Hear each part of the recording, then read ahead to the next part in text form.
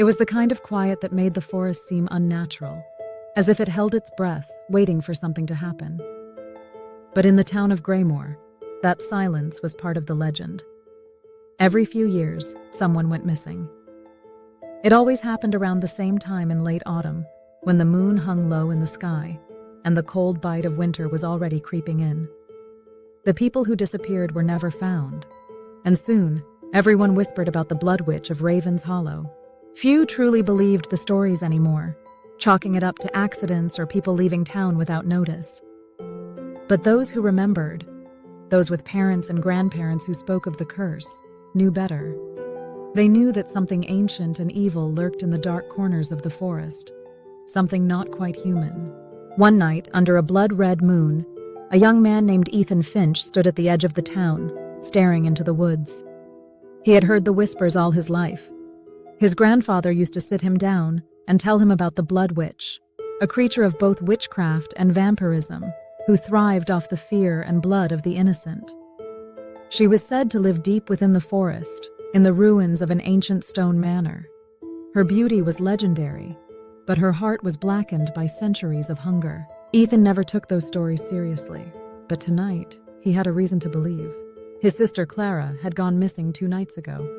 The town had formed a search party, but no one wanted to go deep into Raven's Hollow. The woods had an unnatural feel, dense with gnarled trees and thick fog that seemed to appear from nowhere.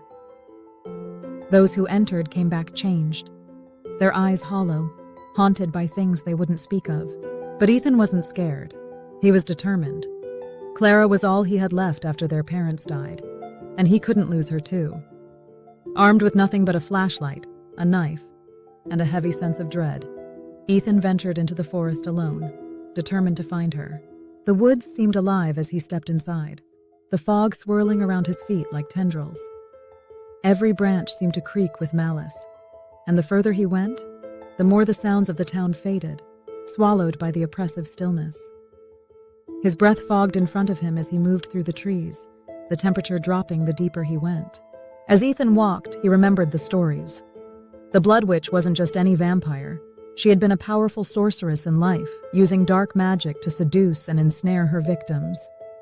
But when she fell in love with a mortal man who betrayed her, she made a pact with a darker force to gain immortality. Her love turned to hate, and she cursed him, turning him into her first victim. From then on, she roamed the land, feeding off the life force of those who dared to venture too close to her lair. But Ethan wasn't afraid of curses or witches. He was afraid of losing Clara. Hours passed, and the trees grew more twisted, their branches hanging low like skeletal hands reaching for him. The moon, now fully risen, cast an eerie red glow over everything. Ethan could feel the air thicken, as if the very atmosphere was watching him. Suddenly he heard it, a faint sound, like a whisper carried on the wind. His heart pounded in his chest as he followed the sound, his feet crunching over dead leaves. As he drew closer, the whisper became more distinct. It was a voice, soft and melodic, yet filled with an unnatural allure. "Come closer," it seemed to say. "Come to me." Ethan shook his head, trying to clear his thoughts, but the voice persisted, weaving its way into his mind. He stumbled through the trees until he came upon a clearing, and there, standing in the center, was an old stone manor. The building looked as if it had been abandoned for centuries, covered in ivy and moss. Its windows were dark, but as Ethan approached, he could feel a pull, like something was drawing him inside. He hesitated at the door, his hand resting on the worn wood. The air here felt different, heavier, as if he was standing at the threshold of another world. Taking a deep breath, he pushed the door open, the creak echoing through the stillness. Inside, the manor was cold and damp, but it wasn't empty. Candles flickered in sconces along the walls, casting long, flickering shadows.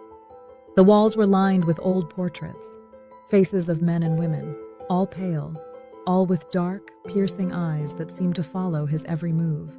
As Ethan moved deeper into the manor, he heard the voice again, louder now, more insistent.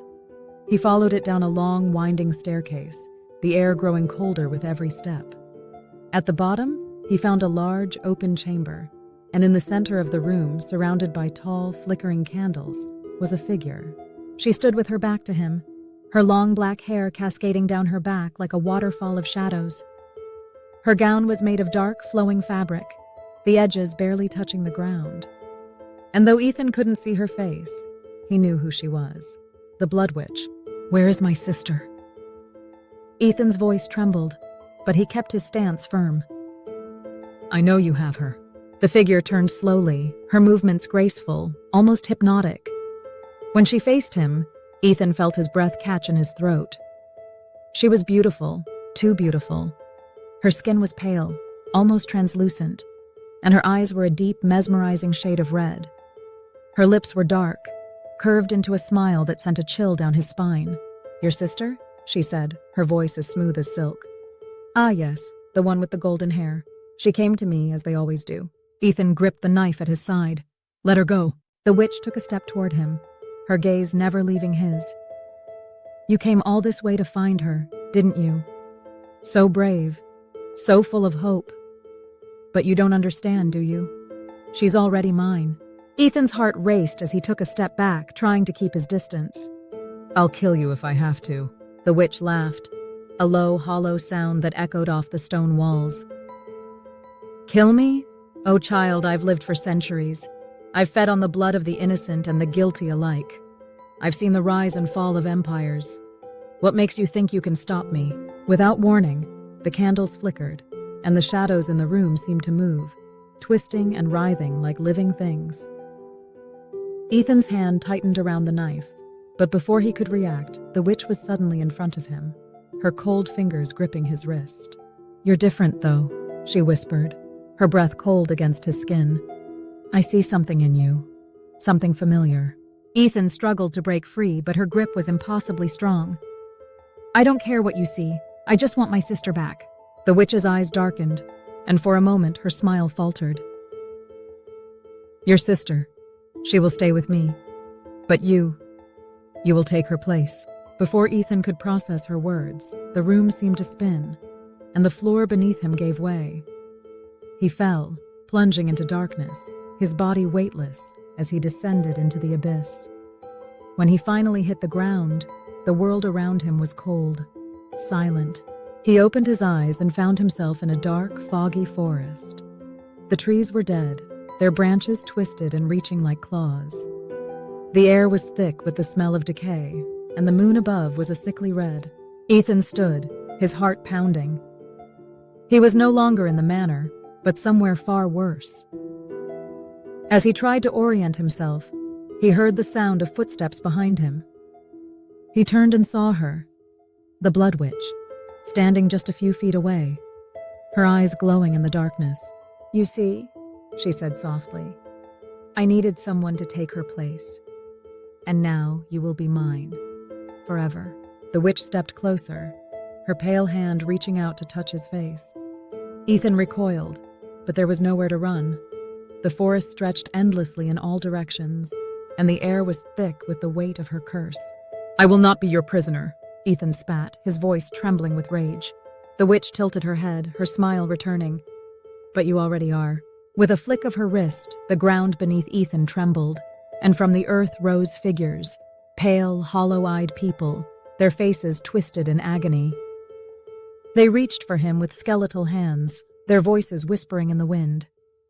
Ethan's blood ran cold as he realized who they were. The missing people of Greymoor, trapped in the witch's curse, their souls forever bound to her will. "You will join them," she whispered, her voice soft and terrible. "And when the time comes, another will take your place. And so it goes, for all eternity." Ethan tried to run, but the hands of the cursed pulled him down, their cold grip unbreakable.